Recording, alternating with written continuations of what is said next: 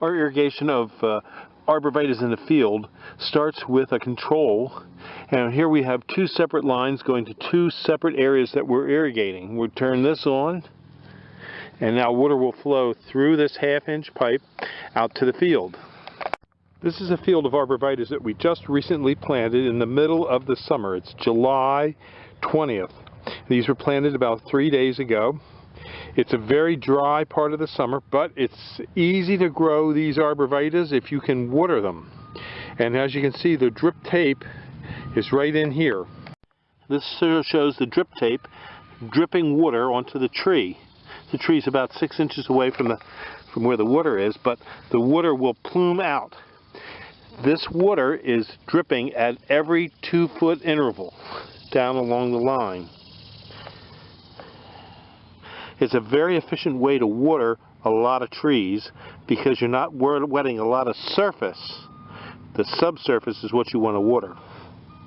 When we're watering arborvitaes or other trees that we've planted, one garden hose can usually water approximately 500 trees easily. Now, if we have more areas to water and we set up more garden hoses to more areas and then more drip tape, the pressure will drop, and as the pressure drops, you don't get as uniform a distribution of water over long periods. This particular field is about 150 yards long, and there's over 500 arborvitaes in it. So you can see it does a very good job of watering. And we usually do 2 or 3 sections at a time from one well. Our well is a good producing well, so we can let it run, but you have to make sure that your well has sufficient water before you start watering large numbers of trees. We usually let this drip tape work for about 8 hours. And in an 8-hour cycle, it'll wet all these trees and get the ground wet all the way up and down the rows.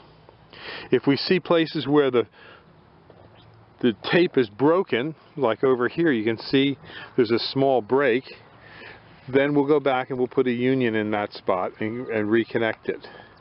The tape can break because rodents come along and chew on the tape. Things like mice, foxes, dogs come along and chew, and they actually chew this, along with rabbits doing the most damage. And we find that we have to repair these about once a week. We go over our lines. One small leak like this isn't too bad, but we usually correct them every now and then when we see a bad leak.